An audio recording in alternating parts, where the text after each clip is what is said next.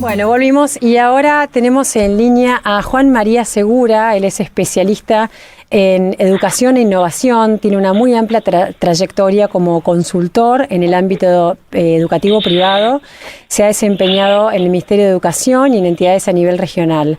Es autor de varios libros, entre ellos Yo qué sé. Hola Juan María, ¿cómo estás? Soy Catalina Castro.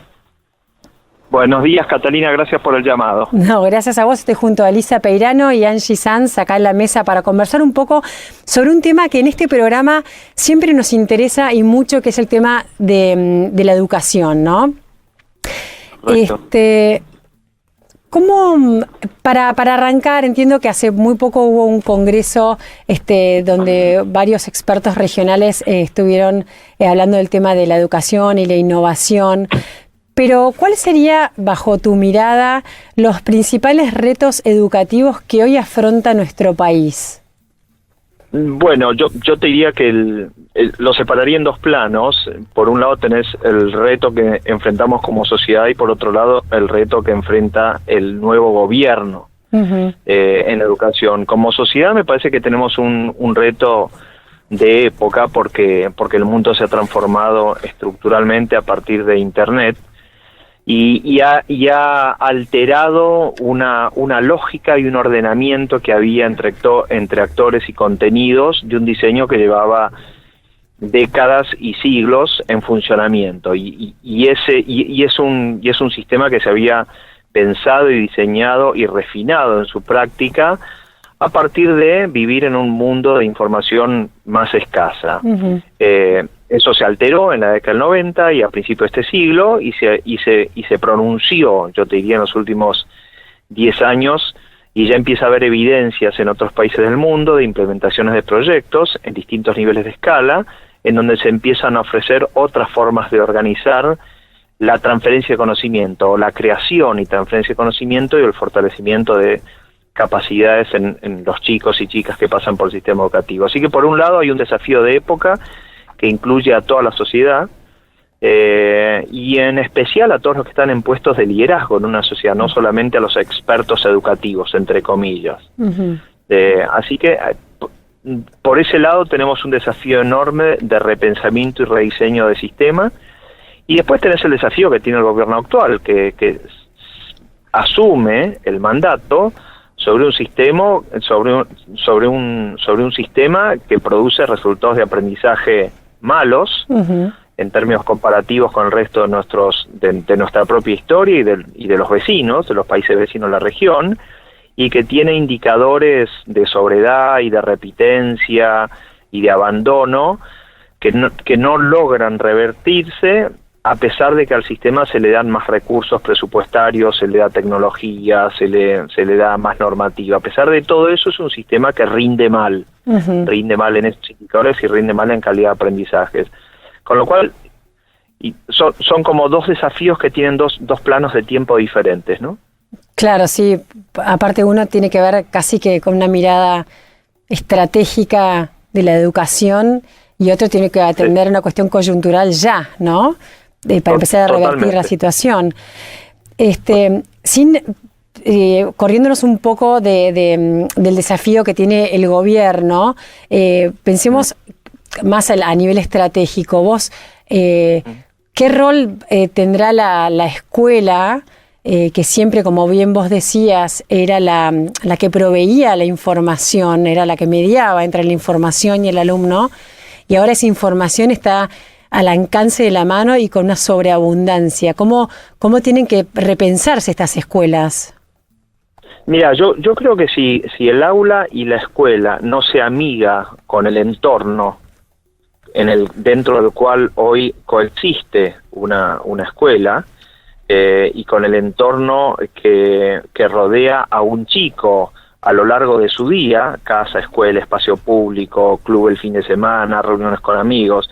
Si la escuela no se amiga con eso, con los lenguajes, con la dinámica del flujo de información y el flujo de conocimiento y los juegos y el gaming y las competencias y las relaciones sociales digitales, si no se amiga con eso, tiende a desaparecer como la conocemos. Esto no quiere decir que no vaya a haber escuela, lo que quiere decir es que si la escuela no se integra a la sociedad, va a perder relevancia, y en eso me parece que es interesante una encuesta que hizo Citial hace como 2-3 años, que midió 18 países de Latinoamérica para tratar de entender primero los niveles de abandono escolar que se producían en escuela secundaria en la región, y segundo los motivos. Niveles de abandono promedio a partir de los 14 y 15 años, 45% de la escuela pública de la región. Motivo principal, 40% de los chicos abandonan el colegio porque el colegio les aburre. Entonces digo, ¿qué posibilidad hay de que eso se revierta? ¿Creen que poniéndole una computadora al chico de golpe va a estar contento o divertido? ¿O que hablando de una manera más simpática o empática se va a lograr capturar la atención de ese chico que vive fuera de esa escuela en un entorno de interconectividad muy dinámico y muy libre? Es poco probable. Lo más probable es que modificando ese sistema en el margen, modificándolo gradualmente, y esa razón de abandono va a pasar del 40 al 80% en 3 años.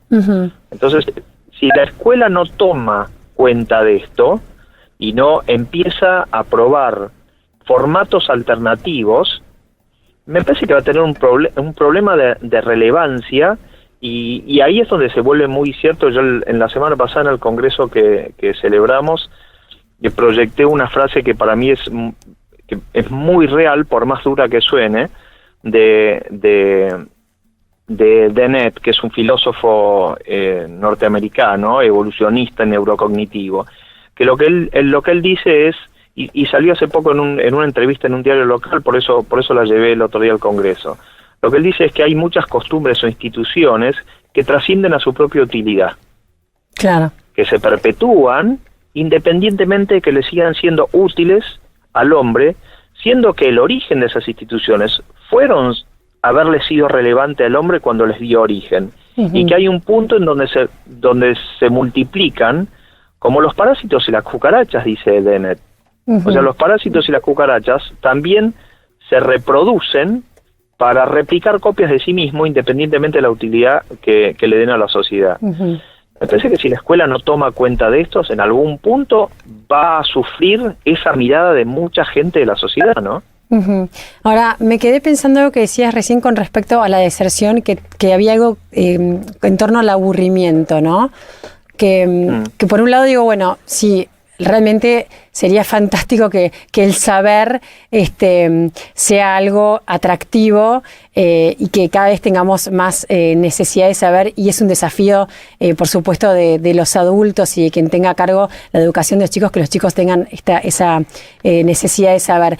Pero ahí también hay una cuestión de valores y un rol de los padres muy importante, porque no siempre lo que nos divierte es lo que nos hace crecer, ¿no? A veces hay que transitar un poco un tedio o algo que nos cuesta para lograr ciertos objetivos. Es como un límite medio muy finito ahí.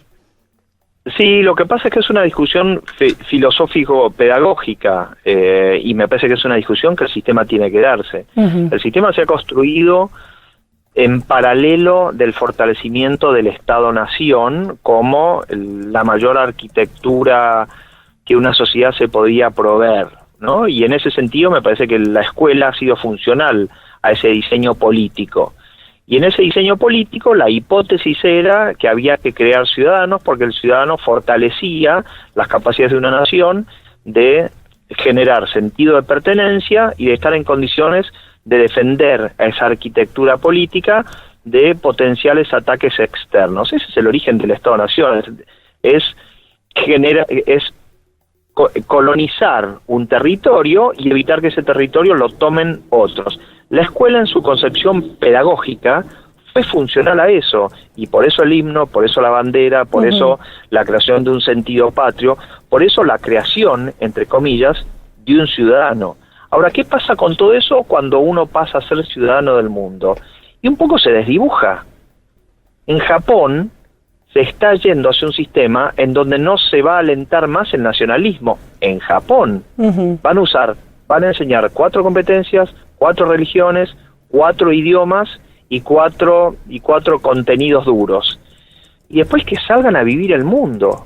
Entonces yo creo que cuando digo que tenemos un desafío de época, yo estoy tratando de situarme desde esa mirada, ¿no? Uh-huh. Estamos en una mirada en donde lo que pasó ahora en Gran Bretaña, uno podrá decir, bueno, es un tema menor, porque es Comunidad Europea, Gran Bretaña. Bueno, sí y no, lo que la gente ahí dijo, los campesinos ingleses lo que dijeron es, nosotros queremos una comunidad política cercana a donde nosotros estamos, que nos resuelva los problemas cotidianos y que nos deje vivir en el mundo si es que así lo deseamos. ¿Por qué tenemos que estar pagando un Parlamento Europeo? Uh-huh. Es el mismo planteo que podría hacer una persona que vive en la Patagonia, que se queja porque le cobran impuestos para el Fondo del Conurbano Bonaerense. Claro. Entonces, me parece que empiezan a haber planteos de ese tipo que no solo ponen en jaque al sistema educativo, ponen en jaque a la misma concepción política que hizo del sistema educativo una institución funcional. Entonces es lógico que se replantee al sistema educativo pedagógicamente. Fíjate que la ley 1420 del año 1884, en el gobierno de Roca, primera ley que hace de la enseñanza primaria enseñanza obligatoria, en el artículo primero lo que dice es que se va a proveer formación en una dirección determinada.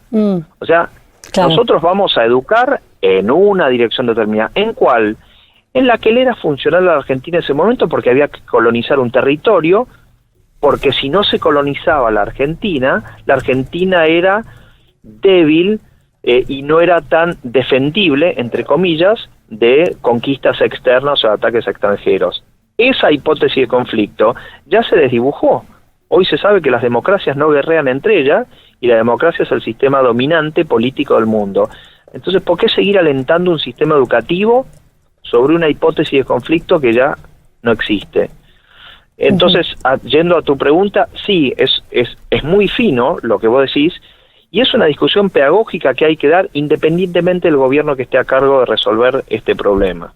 Porque lo que hay que pensar es cómo ayudamos a formar ciudadanos responsables que después vivan donde quieran y canten el himno que quieran, pero sí, cómo ayudamos a que esas personas sean responsables y puedan vivir en comunidad y sean rectos y tengan una conducta ética y desarrollen su proyecto de vida, que será el que elijan y no necesariamente el que le convenga a una nación en particular, ¿no? Uh-huh. Buenas tardes, Juan María, soy Elisa Periano, ¿cómo estás? Buenas tardes, Elisa, ¿cómo estás? Ahí, siguiendo lo que decías y habiendo leído lo que vos habías dicho, que es como un cambio de paradigma lo que generó Internet, ¿no? Esto del paradigma de la información escasa, en los cuales algunas instituciones tenían sentido porque justamente manejaban esta escasa información y la comunicaban, digamos, a este paradigma, claro, en el cual la información no es un problema, sino que digamos está disponible para todo el mundo. Quizás lo que habría que plantearse, que probablemente esté en los debates, es que la escuela pase a ocupar, como decías vos recién, un rol distinto en la formación de estas personas, digamos, de los futuros habitantes o de nuestros chicos. No tanto de transmisión de conocimiento, sino de formación de valores, como decías vos recién, ética, para poder manejar el universo tal cual se les viene planteado, ¿no? Totalmente, y me parece que ahí, si esa es la redefinición, me parece que tiene una ventaja competitiva, por llamarlo de alguna manera, muy grande respecto a otras instituciones que tiene la sociedad. Me parece que la escuela podría ser la institución que nuclee o que integre el trabajo de museos, de espacios públicos. La semana pasada se anunció que el zoológico se va a convertir en un ecoparque. El ecoparque debería estar integrado a un sistema de educación, claro, de jóvenes, porque me parece que es una oportunidad extraordinaria que tiene una ciudad compleja como es la ciudad de Buenos Aires para sensibilizar sobre la necesidad que hay del cuidado del medio ambiente. Pero es mucho más potente una buena integración entre un ecoparque y la escuela que meterle a la currícula escolar la materia ecología, sustentabilidad. Sí, totalmente. Claro, o ecología. Entonces me parece que la escuela tiene que pensarse como una institución que nuclee y que se integre en un tejido de otras instituciones que incluirán bibliotecas, un estadio de la práctica de algún deporte, los polideportivos, y no necesariamente como una institución aislada que sigue regulándose con la misma concepción que le dio origen, ¿no? Me parece que eso es anticuado, y no digo que sea mal que esté repitiendo algo que se concibió hace 150 años, porque el tenis se sigue jugando como se pensó hace 150 años y sigue siendo una actividad competitiva, divertida, pero la escuela perdió relevancia para lo que se concibió. Entonces, me parece que sí, que la escuela tiene que repensar su lugar y puede encontrarlo, pero integrado a otras instituciones. Claro, está bien. Ahí en tu blog hay una frase que vos decís que todos alaban a la educación, es como una analogía con la manzana, ¿no? Con las bondades de la manzana, que todos alaban a la educación, pero que se ocupan de ella cuando la obligan. Y esto vale tanto para los padres, para el gobierno, para quien sea. Ahora, ¿quiénes serán los agentes de cambio si como decís vos, en el fondo la educación falta ese germen de interés en quienes tienen que estar interesados? Sí, me parece que en Argentina en particular tenemos una cultura de sacarnos de encima los problemas y nos queda cómodo argumentar que en realidad las cosas malas que nos ocurren porque los otros, y las cosas buenas por mérito propio. Y justamente hoy escribí en el blog mío, ayer publiqué una nota sobre esto, sobre cómo la cultura embebe y genera la matriz dentro de la cual la escuela opera. Claro. Y alentar una cultura, y uno no necesita ser pedagogo para hablar con un hijo si tiene hijos, y con un niño si no tiene hijos y cree que el niño está haciendo una cosa que no le conviene.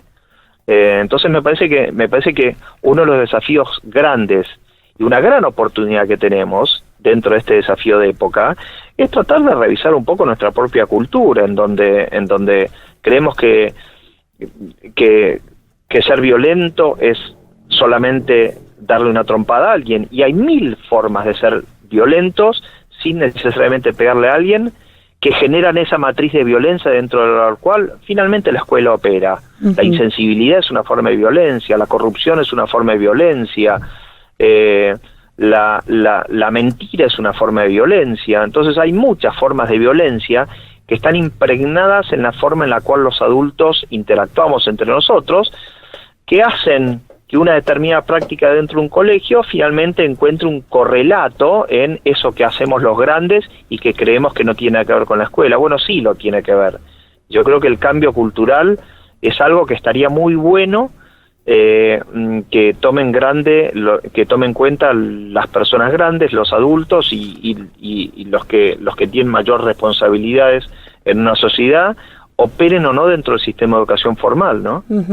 Juan María, estamos hablando mucho de la escuela, por ahí refiriéndonos a la primaria y secundaria, pero este cambio tiene, por supuesto, una correlación con lo universitario, ¿no? Sí, sin duda, la universidad. Vos pensás que ustedes piensan que la universidad es un eslabón que se nutre, entre comillas, de lo que produce el sistema de enseñanza escolar, en una etapa en donde los chicos ya vienen con determinadas formaciones u omisiones o falta de incentivo, que ha sido formado de alguna manera u obviado o aplacado a lo largo de 12 o 13 años de enseñanza escolar, con lo cual en algún punto la universidad trabaja con un modelo que ya está en la cinta de transporte desde hace años. Yo recuerdo un rector de una universidad que me decía que el gran mérito de esa universidad era que no dañaba a los buenos alumnos. Esto dicho con ironía, lo que está queriendo decir es, en realidad nuestro gran mérito es encontrar los buenos alumnos y dejarlos que sigan siendo tales. Pero cuando llega un alumno mal formado a los 17, 18 años y tiene problemas de lectocomprensión, bueno, la reparación que puede hacer una universidad es muy marginal porque el chico ya no está ya no tiene toda la versatilidad por la edad que tiene y por los intereses que tiene esa edad, no tiene toda la versatilidad que tiene para incorporar nuevos aprendizajes, como lo tendría si tuviese 5, 6, 7 años, ¿no? Claro, sí, Así además... que sí, en la universidad tiene ese problema. Sí, y también un tema de inclusión, ¿no? El otro día escuchaba una entrevista en otra radio donde decía, bueno, que los alumnos de bajos recursos ni siquiera tienen la posibilidad de llegar a la universidad, o sea que también deja de ser inclusiva. Sí, mira, Bullrich no se cansa de decir que de los chicos de bajos recursos, solamente 1 de cada 100 chicos ingresa a la universidad. Claro. Lo cual es una aberración, ya ese solo dato, aun si no hubiese aparecido Internet. Digo, supongamos que todo el sistema funciona bien y que afuera de la escuela seguimos andando en carreta, aun si eso hubiese sido igual, eso debería hacernos detener todo lo que estamos haciendo como sociedad para replantearlo. El sistema educativo hoy está afianzando la segregación social. Porque si el sistema educativo tiene que generar oportunidades para dar opciones de movilidad social, este sistema que tenemos hoy implementado, en donde entra a la universidad 1 de cada 100 chicos pobres, es un sistema terriblemente injusto y violento. Sí, totalmente. Y hace a la sociedad no más justa, la hace más violenta. Entonces, sí, me parece que de estas cosas se habla poco. Eventualmente hay algún caso de violencia en algún lugar y todos nos alarmamos y durante 2 o 3 días diarios y revistas cubren la noticia y después todo vuelve a su cauce normal, ¿no? Que es el cauce en donde nos encanta ocuparnos de otros temas y estamos convencidos de que lo que hacemos nosotros está buenísimo y de lo que hacen otros está mal. Hicimos una encuesta la semana pasada en el Congreso para toda la gente que se inscribió y la última pregunta de la encuesta era: ¿cuál cree usted que es su impacto en la educación? 70% de la gente contestó que hacen un impacto positivo, que producen un impacto positivo en la educación. 70%. Cuando abríamos entre docentes y no docentes, 74% de los docentes. Cuando abríamos entre docentes de más de 50 años y menos de 50 años, los de más de 50 años en un 80% de los casos creen que hacen un impacto positivo. Digo, claro. Hay algo viendo que algo está mal ahí. Sí. Hay algo que está estructuralmente mal. Si esa gente hace ese impacto, no tendríamos los resultados agregados que tendríamos en educación. A esa encuesta lo contestaron 1000 personas, no 15. Y el 53% piensa que los alumnos aquí están mejores que en el resto de Latinoamérica. Y encima, ¿no?, creemos que tenemos un alumnado buenísimo, que maneja bien todos los conocimientos y todo, cosa que sería un milagro, porque no puede ser que un sistema que en la misma encuesta dicen que no innova, que se coordina mal con el empleo, con la escuela secundaria, con el deporte y con la ciencia, que el contenido de los chicos, lo que aprenden pierde relevancia a los 5 años. Las respuestas me parece que nos desnudan como sociedad. La encuesta esa nos desnuda como sociedad, lo cual hace muy, muy desafiante lo que tenemos como sociedad por delante, ¿no? Sí, este desafío de época que yo llamaba. Sí, primero hay que verlo, ¿no? Saber verlo. Exactamente. Juan María, y hablando de la parte universitaria y de las también hay como un desfasaje entre las necesidades profesionales de las empresas y la oferta educativa, digamos, la gente se está formando. ¿Estás de acuerdo con esos sistemas educativos en los cuales el gobierno establece cupos por profesiones de lo que se necesita? Yo creo que sí, porque bueno, sí y no.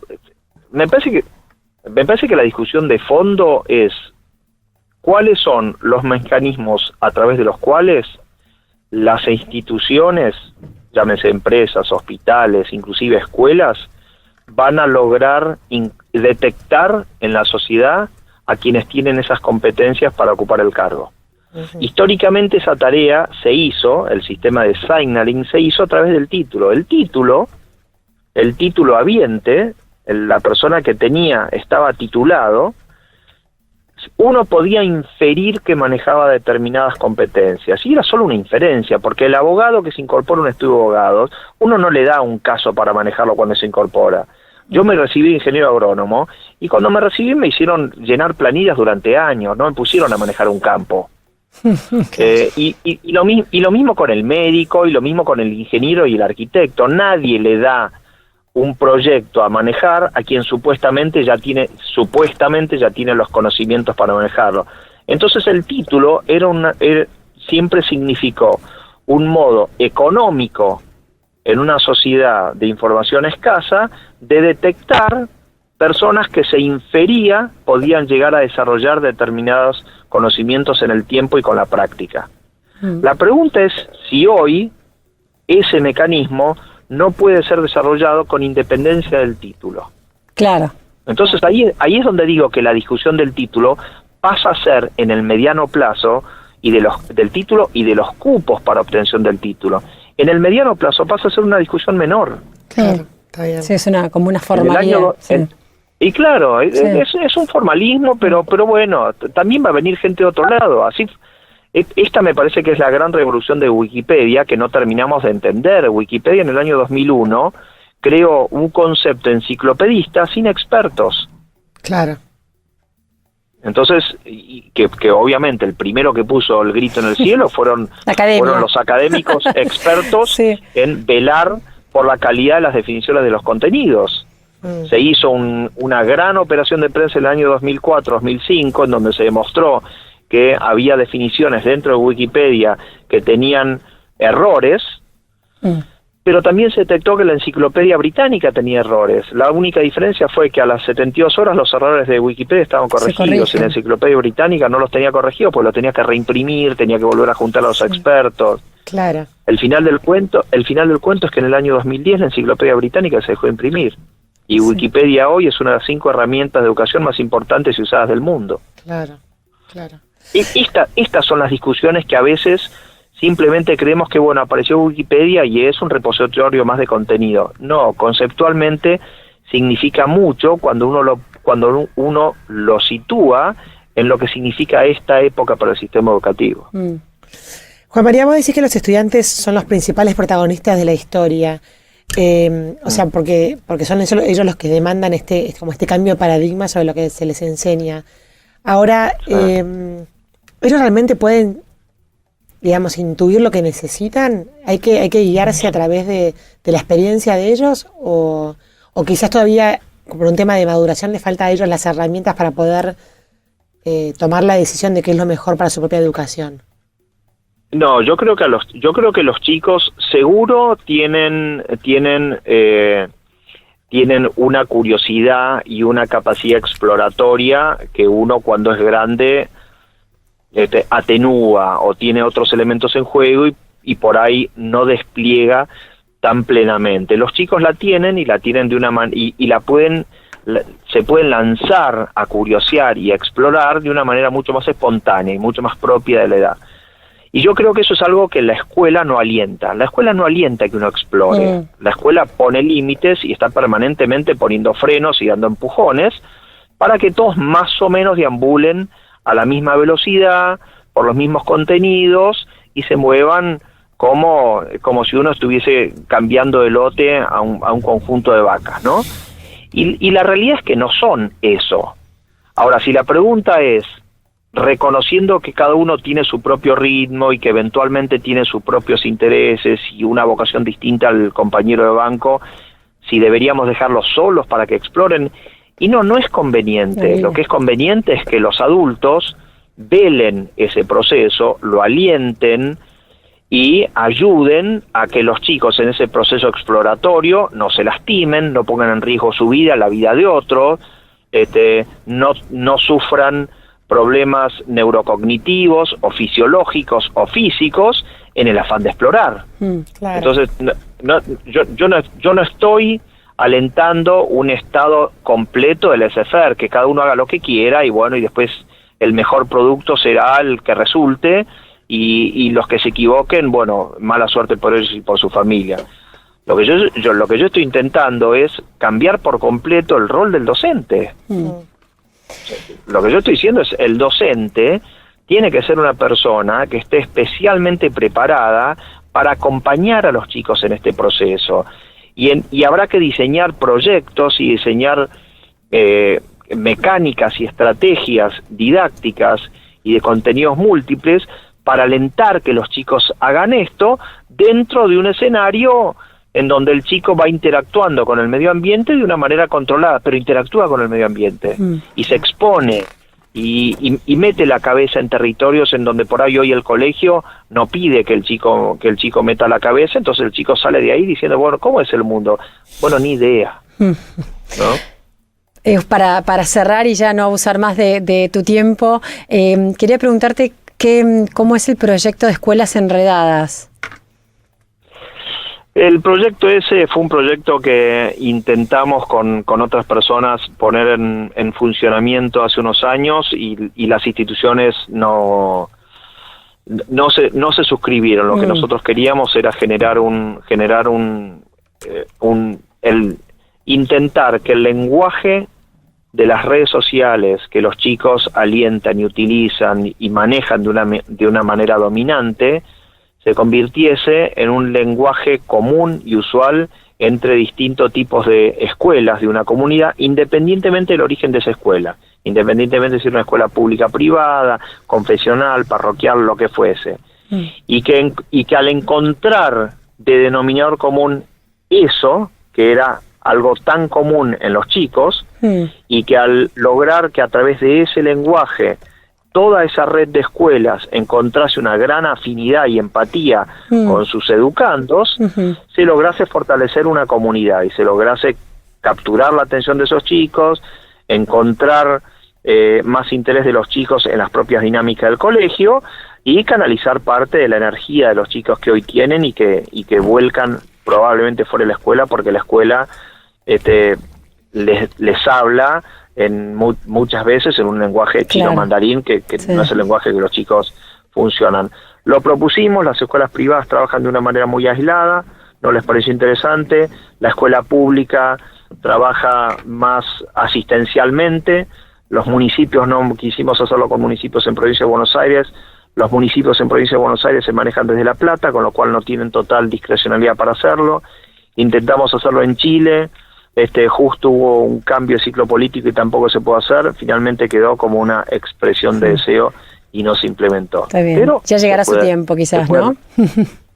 Se puede recuperar en cualquier momento, claro. La idea, la hipótesis o la consigna que le da origen a la red de escuelas enredadas me parece que mantiene relevancia y vigencia. ¿Sí? Bueno, Juan María, muchísimas gracias por este gran espacio que nos has brindado de tu tiempo. Interesantísimo conversar con vos. Muchas gracias. Gracias a todas por el llamado. Que tengan un buen día. Gracias. Adiós. Bueno, ahí escuchabas a Juan María Segura, especialista en educación e innovación, hablando sobre esto que tanto nos interesa, la educación.